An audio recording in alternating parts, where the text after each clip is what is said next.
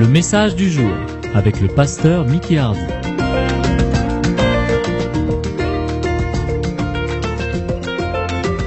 Ok, on va ouvrir la parole de Dieu ce matin dans l'évangile de Matthieu au chapitre 13.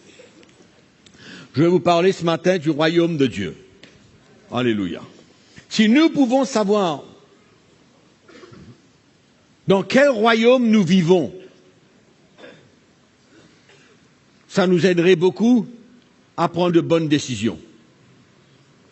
Ça nous aiderait dans notre conduite, ça nous aiderait dans nos démarches, dans nos visions, dans nos plans, dans nos ambitions. Ça nous aiderait dans notre marche de tous les jours, si nous savions réellement dans quel royaume nous vivons.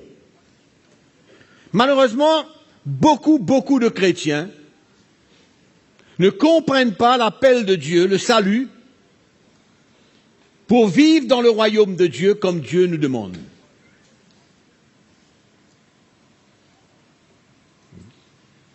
Déjà, vous commencez à trembler. Mais c'est vrai, mes frères et sœurs, il y en a beaucoup de chrétiens qui ne savent pas.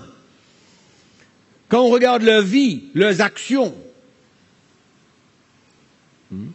qu'est-ce qu'ils font de leur vie, de leurs finances, quelles sont leurs ambitions, on comprend qu'ils ne comprennent pas leur place dans le royaume de Dieu. Le temps est court. Il n'y a pas beaucoup de temps qui nous reste pour nous préparer à l'avènement de Jésus, au retour de Jésus. Il n'y a pas de temps pour vivre dans plusieurs royaumes. Paul dit, nous a délivrés de la puissance des ténèbres et nous transporter dans le royaume de son Fils. En qui nous avons le pardon et la rédemption de nos péchés. Le salut. C'est pourquoi Jésus a dit, nous sommes dans le monde, mais nous ne vivons pas comme le monde. Notre cœur est ailleurs. Nos pensées sont ailleurs. Nos plans sont ailleurs. Nos ambitions sont ailleurs. C'est pas de ce monde. Ce monde va à la détresse, à la destruction. C'est pourquoi nous devons avoir une vision et comprendre dans quel royaume que nous vivons. C'est pas juste suffisant de dire nous sommes des enfants de Dieu, nous sommes sauvés, nous avons reçu le salut par la grâce de Dieu, nous avons cru en Jésus-Christ. Ça c'est très bien.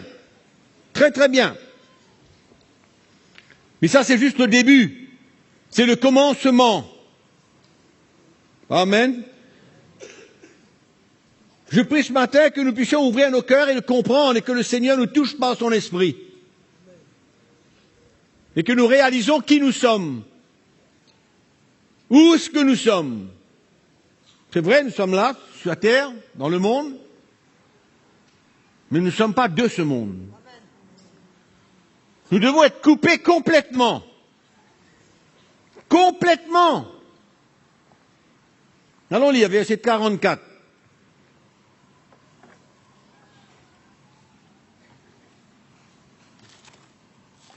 Matthieu chapitre 13, verset 44. Le royaume des cieux est encore semblable à un trésor caché dans un champ. L'homme qui la trouve le cache. Et dans sa joie, il va vendre tout ce qu'il a et achète le champ. Amen. Et il achète le champ.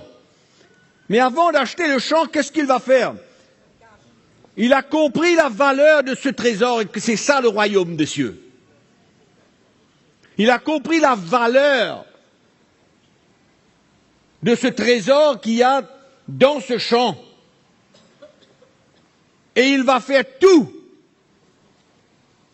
ce qu'il peut pour mettre la main sur ce trésor. Et Jésus dit, c'est comme ça qu'est le royaume des cieux. Il est semblable Où est-ce que nous vivons? Dans quel royaume que nous vivons? Quelle est la valeur que nous mettons sur le royaume de Dieu? Quelle valeur? Pour cet homme qui a découvert ce trésor, il avait compris la valeur de ce trésor. Et il a tout fait. Il est parti chez lui, il a vendu tout ce qu'il avait. Il ne s'est pas attaché à ces choses qu'il avait, parce qu'il a compris qu'il y avait quelque chose de plus important, de plus de valeur pour lui. C'est ça. Jésus a dit, le royaume des cieux est semblable à un homme. Il est semblable. C'est comme ça que ça devrait être pour nous. Le royaume de Dieu. Ça devrait être comme ça.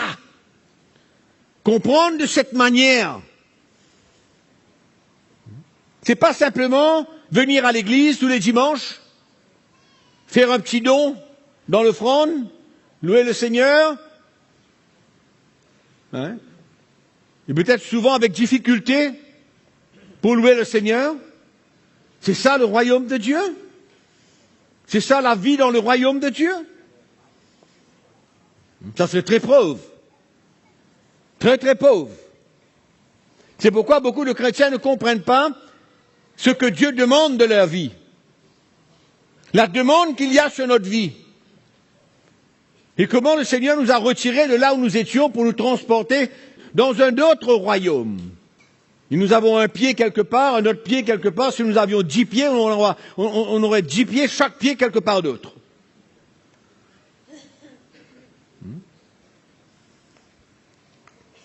Et il continue au verset 45, il dit, le royaume des cieux est encore semblable à un marchand qui cherche de belles perles. Il a trouvé une perle de grand prix, il est allé vendre tout ce qu'il avait et l'a acheté. Même chose, on dirait. On dirait que ces deux personnes ont compris la valeur de ce qu'ils allaient avoir. Et nous avons besoin de comprendre la valeur de ce que nous avons maintenant. Et nous avons besoin de comprendre où est-ce que nous sommes, dans quel royaume que nous vivons, pour ne pas faire de notre vie ce que nous voulons. Pour ne pas avoir une vie selon nos propres désirs, nos propres ambitions. Très important de comprendre cela.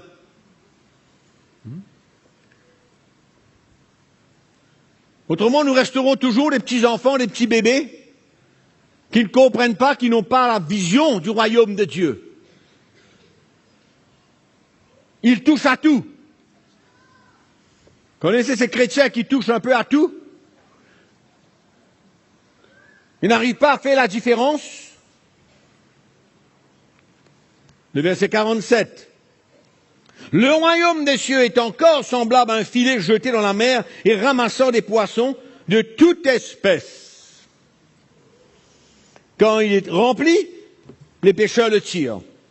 Et après s'être assis sur le rivage, ils mettent dans les vases ce qui est bon et ils jettent ce qui est mauvais. Séparation. Séparation entre ce qui est bon et ce qui est mauvais. C'est ça, le royaume de Dieu. Il en sera de même à la fin du monde, les anges viendront séparer les méchants d'avec les justes, et ils jetteront dans la fournaise ardente où il y aura des pleurs et des grincements de dents. Avez-vous compris toutes ces choses? Oui, ils répondirent. On a bien compris.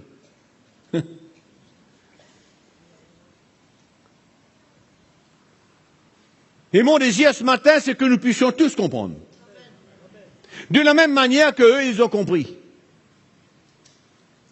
La valeur de notre place, de ce que nous sommes, de là où le Seigneur nous a emmenés. Il ne faut pas oublier qu'il a dit qu'il nous a délivrés d'un endroit. Délivrés d'un endroit pour nous transporter dans un autre.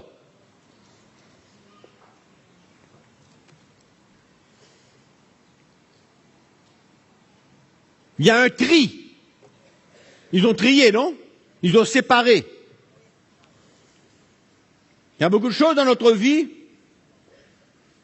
où il est temps pour nous de faire le tri. Faire le tri. Mettre de l'ordre. Nous séparer des choses qui n'ont rien à voir avec le royaume de Dieu. Que ce soit nos actions, nos pensées, comme je l'ai dit tout à l'heure, nos ambitions, nos plans, etc., ce que nous faisons, ce que nous disons.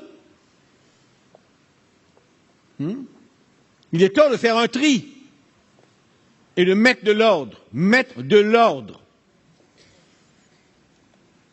On ne peut pas vivre dans le royaume de Dieu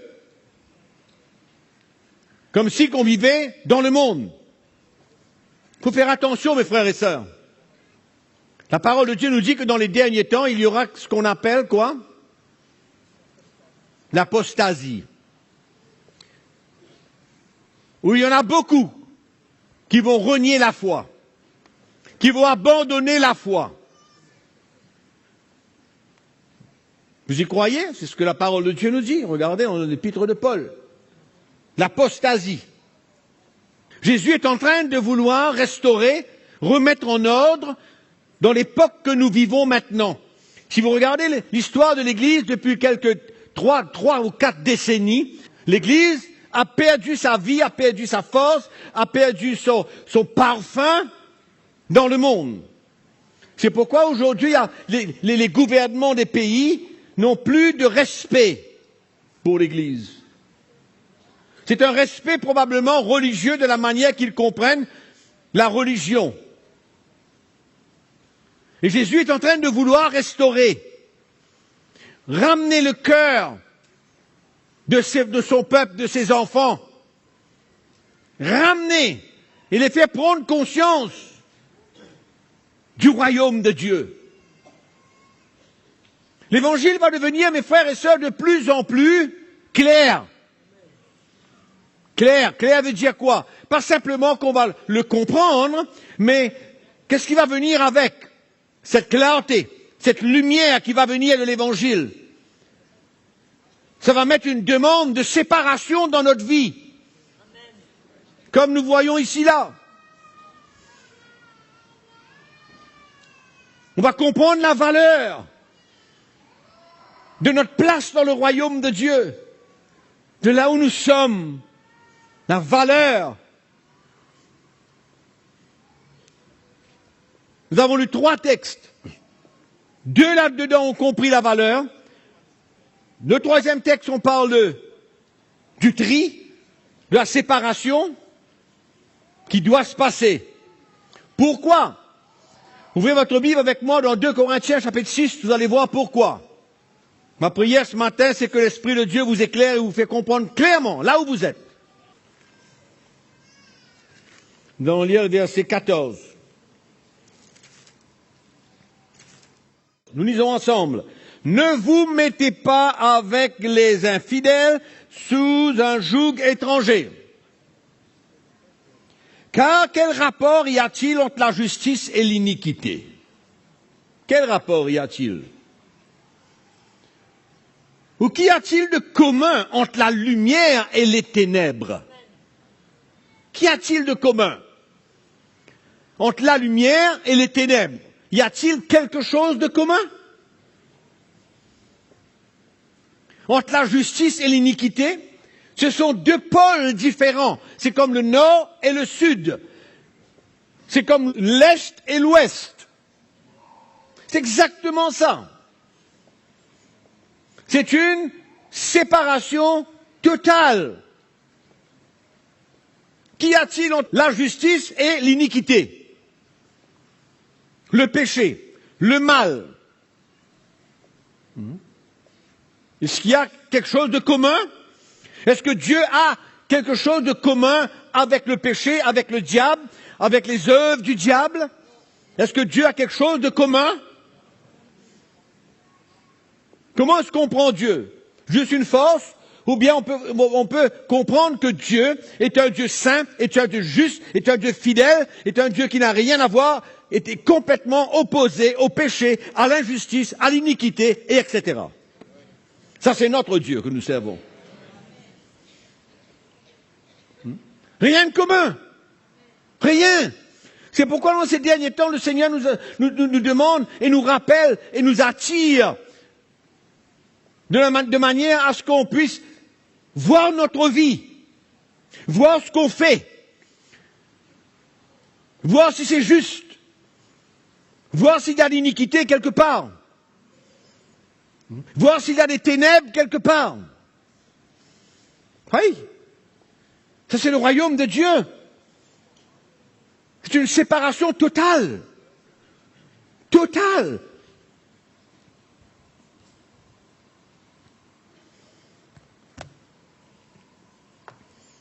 Quel accord y a-t-il entre Christ et Bélial? Ben voilà. Qu'est-ce qu'il y a en commun entre Christ et le diable? Ses œuvres. Rien. Absolument rien. Quelle part a le fidèle avec l'infidèle?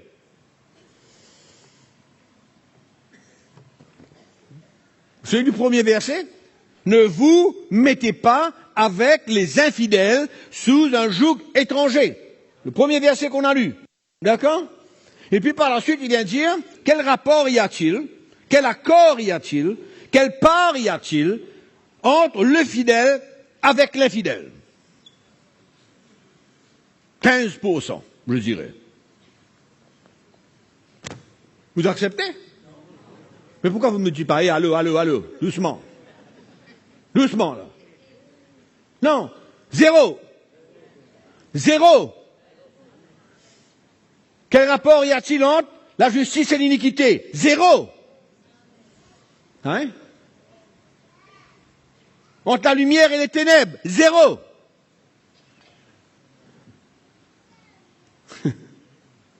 Le royaume de Dieu. Il est temps qu'on comprenne ce que c'est que le royaume de Dieu pour chacune de nos vies. On n'est pas là pour jouer à l'église. On n'est plus là pour faire semblant. On n'est plus là pour venir s'asseoir sur une chaise. On est là pour vivre comme des citoyens du royaume de Dieu. Comme ceux qui appartiennent à Dieu. Comme l'apôtre Pierre le dit dans sa première épître au chapitre 2. Il parle comment nous sommes une race élue. Alléluia. Une race élue. Une nouvelle race. Qu'on comprenne une fois que nous sommes d'une nouvelle race. Citoyens du royaume de Dieu. Un jour, j'étais dans un pays et j'étais prêché dans une église.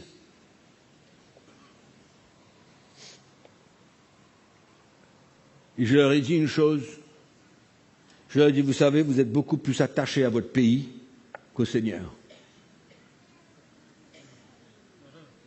Ça a été la dernière fois dans cette église. C'est vrai en plus. Je dis, où est Christ dans votre vie? Ouais. Oui. Ils pouvaient voyager partout avec leur pavillon. Ils pouvaient avoir leur pavillon devant leur porte. Les chrétiens, il n'y a aucun problème. Mais il ne faut pas être plus attaché à notre pays qu'au Seigneur. Et combien de chrétiens, combien quelle est la majorité des chrétiens qui comprennent réellement ce que c'est que le royaume de Dieu? Leur attachement, leur lien, leur place dans le royaume de Dieu. Leur état. Le royaume de Dieu contient des hommes et des femmes qui sont de la même race. Il y a une seule porte. Et tout le monde rentre par la même porte. Croyez-moi. Il faut qu'on soit libre. Libéré complètement. Et on comprenne où on est. Dans le royaume de Dieu. Dans le royaume de Dieu. Nous sommes une race élue. Une nation sainte. Amen. Un sacerdoce royal. Extraordinaire.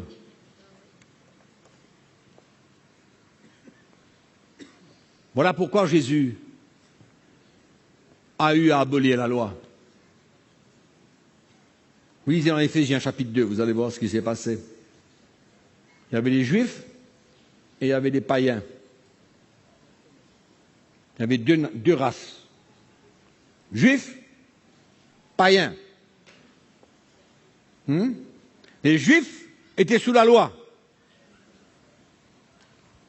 Ils n'avaient rien de commun avec les païens. Vous connaissez ça? L'histoire du peuple d'Israël dans l'Ancien Testament. Il n'y avait aucun lien. Zéro. Et Jésus a eu à faire quoi pour réunir les Juifs et les païens? Il a eu à enlever le mur qui séparait les Juifs des païens. Et ce mur était la loi. C'est pourquoi il a enlevé la loi pour qu'il n'y ait plus de barrière. Et que maintenant Jésus devienne le sauveur de tout le monde.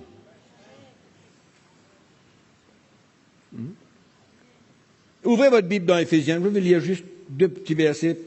Ce n'était pas prévu, mais on va lire parce que c'est intéressant de voir.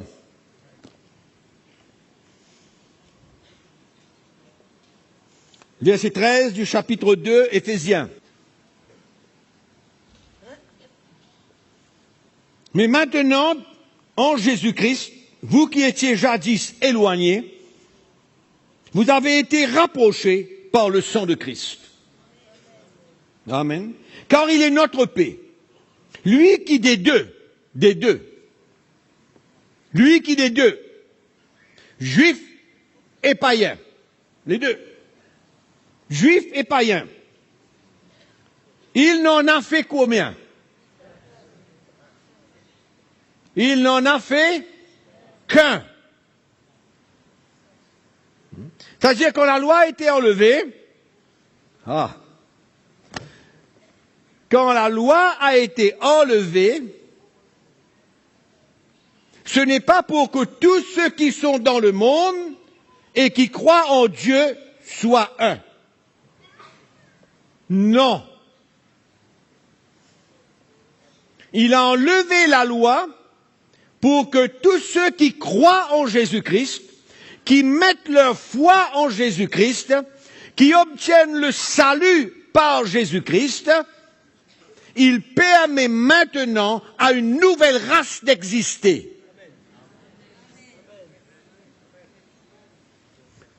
Et nous sommes de cette nouvelle race. Parce que nous sommes maintenant des enfants de Dieu, nous avons la foi en Jésus-Christ.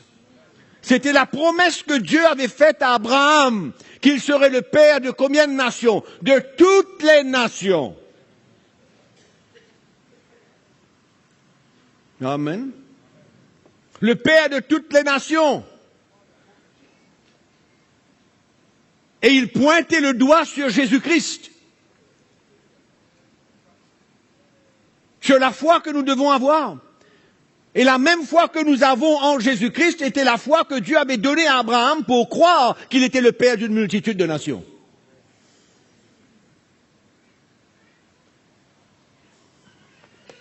C'est pourquoi Abraham a compris que même si Dieu lui demandait son fils Isaac, il n'avait pas de problème d'aller sacrifier Isaac, parce qu'il croyait dans la résurrection de son fils, qui était le fils de la promesse. C'est pourquoi quand la loi fut enlevée, qu'est-ce qui s'est passé? Une nouvelle race est venue dans le monde, qui n'a rien à voir avec le pays, l'endroit, n'est pas limité, il n'y a pas de barrière. Oui, il n'y a pas. Il n'y a aucune. Nous sommes d'une nouvelle race. Et ça demande une nouvelle vie. C'est pas seulement maintenant je suis dans le royaume de Dieu, alléluia. Hein? On chante, on loue le Seigneur, on dit alléluia, et puis on prend notre vie entre nos mains. On fait ce qu'on veut. Non. On rentre dans le royaume de Dieu, nous avons lu dans 2 Corinthiens chapitre 6, que c'est un royaume qui n'a rien à voir avec le royaume de les ténèbres. Le monde, son péché, l'iniquité, les ténèbres, le diable.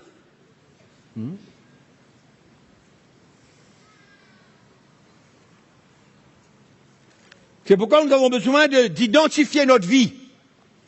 Par rapport à quoi? À premièrement, l'iniquité, les ténèbres, le diable, l'infidèle. Le diable avec toutes ses œuvres et tout ce qu'il fait, le péché qui est attaché avec l'ennemi.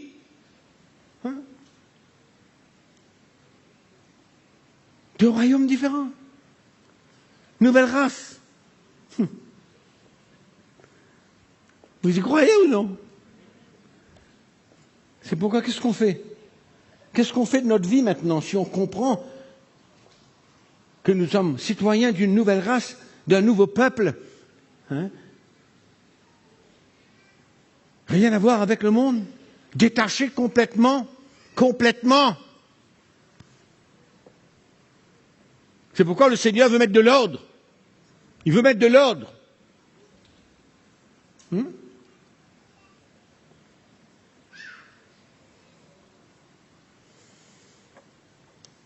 Quelle est ta vraie famille? Je te pose une question ce matin. Quelle est ta vraie famille?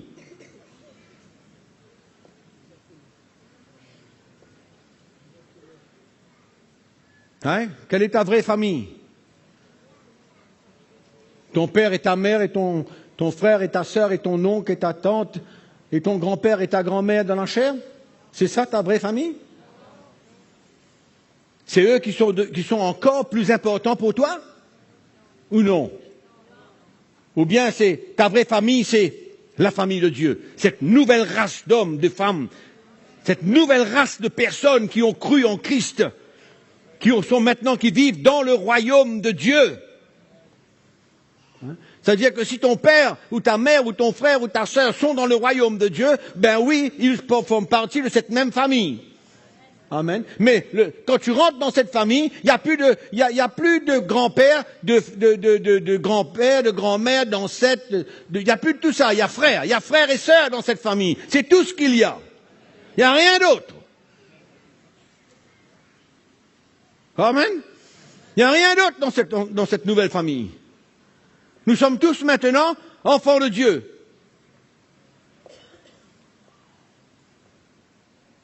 Détachés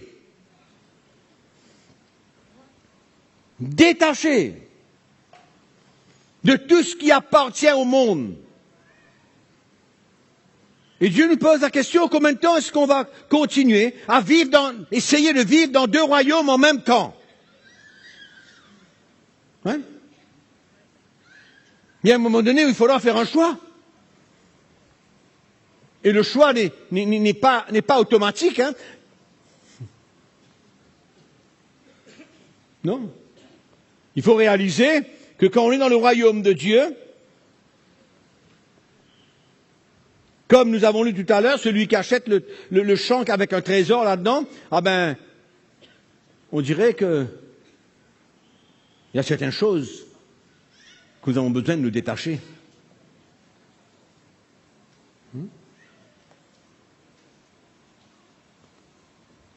Chacun sait dans sa vie. Chacun comprend ce que c'est que le royaume de Dieu à sa manière. Mais il n'est pas le temps maintenant de comprendre le royaume de Dieu à sa manière. Il est temps pour nous de comprendre le royaume de Dieu selon l'évangile, selon la parole de Dieu. Pas selon la manière qu'on comprend.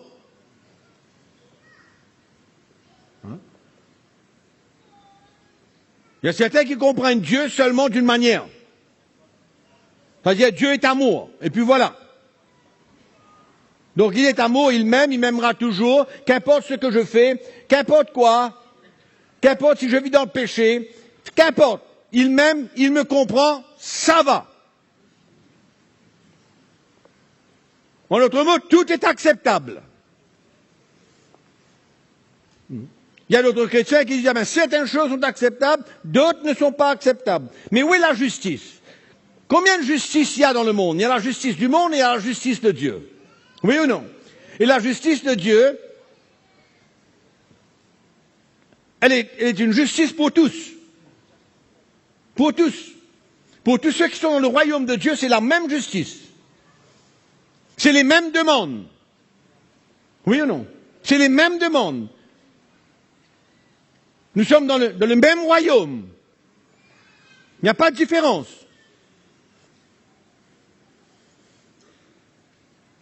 Je disais dernièrement, même aux pasteurs et serviteurs de Dieu, qui sont toujours attachés avec des choses ancestrales, qui essayent de plaire à leurs parents, à leurs grands-parents, à leurs ancêtres. C'est comme si qu'ils vivaient toujours dans le même monde.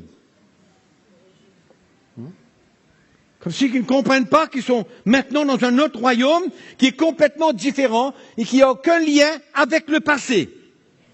Aucun. Les pratiques du passé, rien. Ce sont des nouvelles lois avec des nouveaux cœurs. Des nouvelles demandes sur notre vie. Ça, c'est le royaume de Dieu. Est-ce que vous devez à quelqu'un qui est dans le monde quelque chose? Rien. En d'autres mots, est-ce que vous avez besoin de lui plaire? C'est ça que je parle quand je dis est-ce que vous lui devez quelque chose? Est-ce que vous avez besoin de lui plaire? Est-ce que vous avez besoin de le faire plaisir?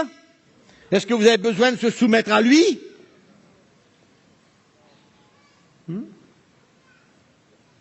Est-ce que vous êtes dans l'obligation, dans la peur de déplaire à quelqu'un du monde, qu'il soit votre père, votre mère ou qu'importe qui?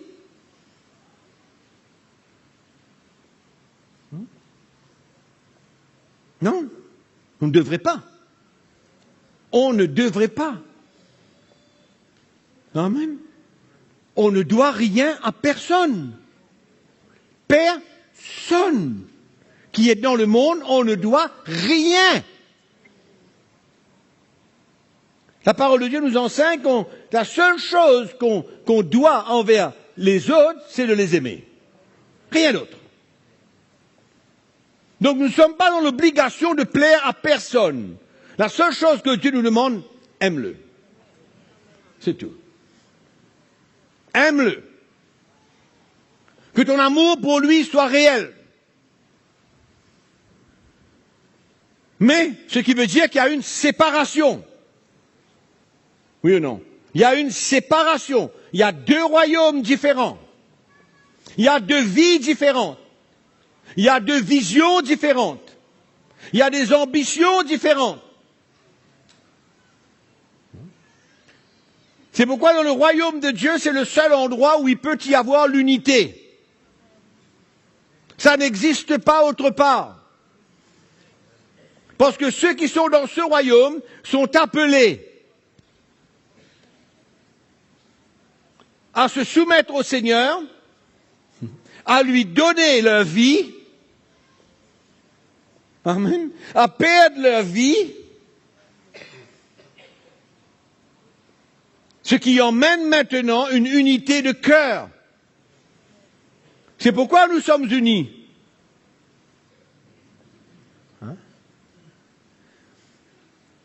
Et je parlais dernièrement comment le Seigneur veut d'une unité dans l'esprit. Pas d'une unité amicale, mais une unité de l'esprit.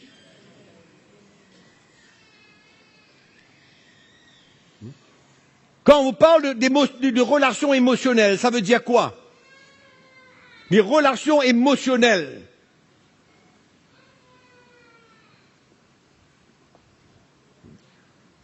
Avec les gens du monde. Ouais. Nous sommes dans le royaume de Dieu, il y a les gens qui sont dans le monde. Et on peut avoir des liens, et on peut avoir des relations qui ne sont pas du Seigneur. Parce qu'on ne comprend pas. On ne comprend pas.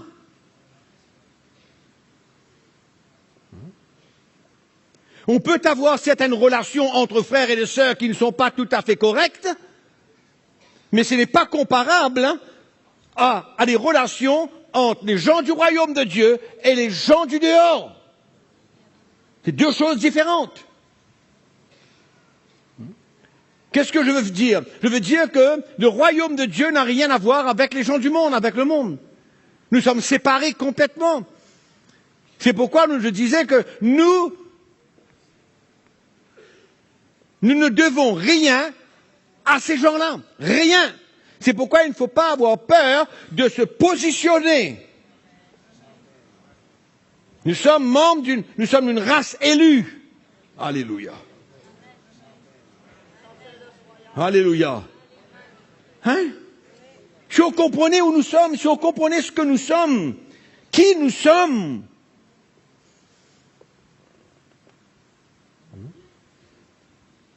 et que Dieu mette la crainte dans notre cœur, pour que nous ne sommes pas attachés et que nous ne développons pas des relations émotionnelles avec les gens de ce monde. Qu'est-ce que je disais tout à l'heure?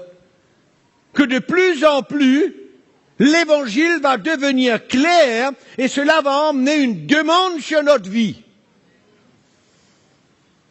On s'est aligné un peu. Hein? On s'est aligné un petit peu. Mais de plus en plus, il faudra s'aligner davantage. Et s'aligner davantage. Et s'aligner davantage.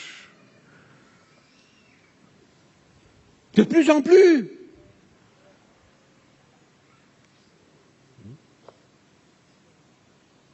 De même que le jour de l'avènement approche, le jour du retour de Jésus approche, de même,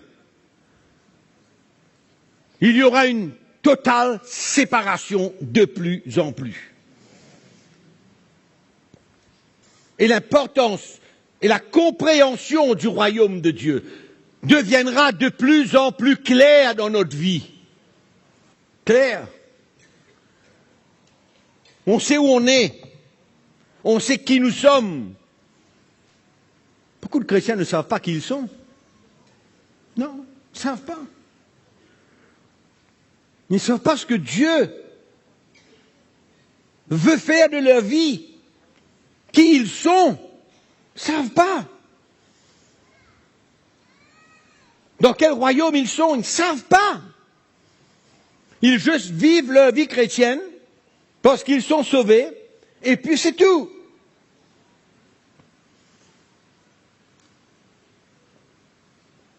Mais il est temps pour nous de comprendre, comme eux, ils ont compris ce que Jésus leur a dit. Est-ce que vous comprenez? Oui, dit-il. Nous comprenons. Il faut qu'on arrive à comprendre.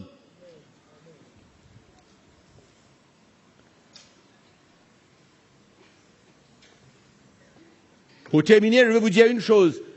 Il y a beaucoup de séparations qui doivent se passer. Si on veut vraiment comprendre notre appartenance à cette nouvelle race, notre appartenance à cette nouvelle race,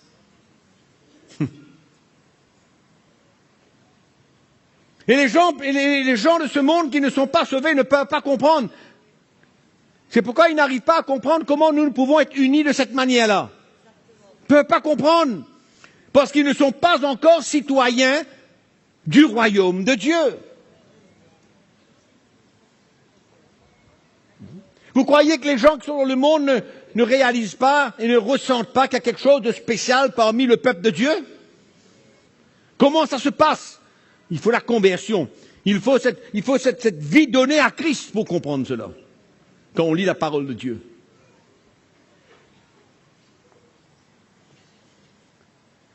Amen. Il y a une position qu'on doit prendre dans l'esprit. On doit comprendre clairement. Chacun a besoin de visualiser où il est, de par sa vie, de par ce qu'il dit, de par ce qu'il est, de par ses actions. Pas de mélange. Pas de mélange. Et Dieu seul sait que dans le monde, il y a tellement d'opportunités pour entraîner les chrétiens dans toutes sortes de compromis et de mélanges. Qui serait d'accord avec ce que je dis? Hein? Tellement de choses, tellement de situations, tellement d'opportunités qui nous emmènent à vivre contrairement aux citoyens du royaume de Dieu. Contrairement. On arrive à compromettre. On est dans le royaume de Dieu et on arrive à compromettre. On arrive à faire des choses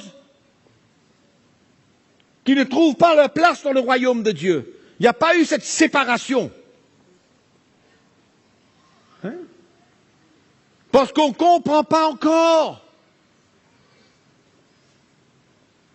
la place que nous avons dans le royaume de Dieu. Qu'on puisse comprendre bien ce que Paul dit. Quel rapport y a-t-il? Quel lien qu'il y a? Qu'est-ce qu'il y a de commun? C'est deux choses complètement différentes. Et c'est comme si que, quand Paul parle, il n'y a pas de demi-mesure. On n'essaye pas d'accommoder certaines choses pour arriver à vivre entre les deux. Il faut une balance. Non. C'est un ou l'autre. Le royaume de Dieu est comme ça, et le royaume des ténèbres est comme ça. C'est pourquoi quand nous vivons dans le royaume de Dieu, nous avons des occasions dans le monde de prendre des positions. Nous avons des occasions dans le monde de ne pas compromettre, de dire oui selon la parole de Dieu, et de dire non selon la parole de Dieu. Et que ça vienne de notre cœur, parce qu'on a compris, parce qu'on comprend qu'on ne peut pas vivre de vie. Comment peut-on servir Dieu et Mammon en même temps? Alléluia. Comment est-ce qu'on peut faire ça? Hein? Et c'est vrai. Chacun d'entre nous, même tous ceux qui nous écoutent en direct, comment peut-on servir Dieu et Mammon en même temps? Mammon ne représente pas seulement l'argent ou le diable, mais représente tout ce qui s'attache avec ces choses et qui nous entraîne dans le péché, loin du royaume de Dieu. Il est temps qu'on comprenne, mes frères et sœurs, qui nous sommes. Qui nous sommes dans cette famille. Quelle valeur que cette famille a à nos yeux. Quelle est la valeur de mon frère, la valeur de ma sœur, sauvée? Quelle est la valeur? Le royaume des cieux est semblable à un homme. Hein? Le royaume de Dieu. Alléluia. Et Dieu est capable, mes frères et sœurs. Dieu est capable de toucher notre cœur. L'Esprit de Dieu est capable de nous montrer où nous sommes, qui nous sommes, qu'est-ce qu'on fait, quelles sont nos actions qui démontrent que finalement nous ne comprenons pas que dans le royaume de Dieu, c'est une séparation. L'Esprit de Dieu est capable de nous parler, de nous arrêter, de nous confronter dans nos actions, dans notre vie de tous les jours, dans ce qu'on fait.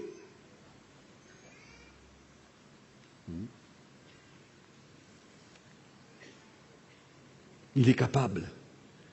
Et je prie que même ce matin, tous ceux qui nous écoutent, vous, nous tous qui sommes là, quand nous regardons à notre vie, le Seigneur n'est pas là pour nous détruire, pour nous condamner, pour nous écraser, non. Il est là pour nous ramener. Il est là pour nous prendre par la main, nous ramener dans la vérité, nous ramener dans sa justice, nous ramener dans sa lumière, nous ramener et nous faire comprendre que tu es maintenant dans le royaume de Dieu et qu'une crainte commence à se développer dans notre cœur. La crainte de Dieu dans notre cœur. Pour vivre comme on vit dans le royaume de Dieu. Et croyez-moi, mes frères et sœurs, croyez-moi, ce n'est pas tous les chrétiens qui vont accepter et comprendre cela. Non.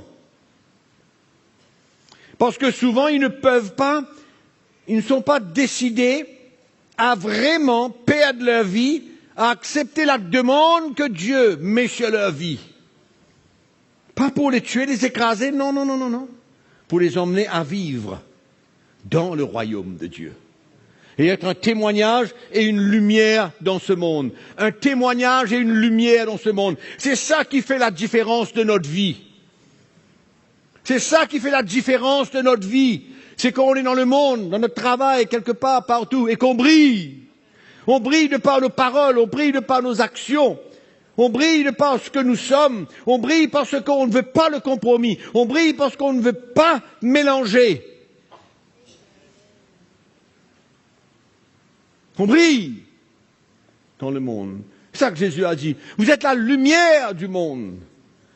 Pourquoi? Parce que c'est ça la vie dans le royaume de Dieu. C'est ça la compréhension d'être un enfant de Dieu, d'être un fils de Dieu. Amen. Que le Seigneur nous éclaire. Que le Seigneur nous challenge. Que le Seigneur nous confronte. Et qu'il nous arrête dans nos voies. Qu'il nous arrête dans nos voies injustes, dans nos voies qui ne sont pas droites, dans nos actions, dans nos paroles, dans la manière qu'on comprend. Que la lumière vienne briller, mes frères et sœurs, que la lumière vienne briller dans nos cœurs, et qu'on comprenne où nous sommes, qui nous sommes, spéciaux. Un peuple spécial, une race spéciale, qui n'a rien à voir avec le monde. Amen. Et Jésus a dit, le monde, de la même manière que le monde m'a haï, il vous haïra. Et alors? Attendons-nous à cela. Attendons-nous à cela. Il faut être prêt. Il faut être prêt à s'identifier. Oui. Il faut être prêt. Parce que le royaume de Dieu, c'est autre chose. C'est pourquoi considérez-vous, mes frères et sœurs, comme des gens spéciaux. Et vivez comme des gens spéciaux. Et vivez dans le royaume de Dieu. Et vivez comme si que vous savez qui vous êtes et ce que Dieu appelle dans votre vie. L'Évangile va devenir de plus en plus clair. C'est pourquoi affermissez-vous. Soyez bien fondés. Autrement, les choses vont secouer. Autrement, vous allez prendre de mauvaises décisions dans votre vie.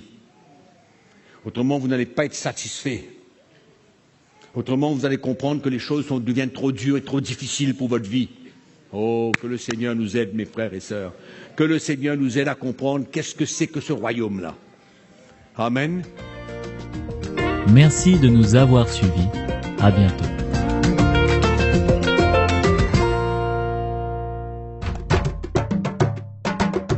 Pour plus d'informations, visitez le www.ctmi.org.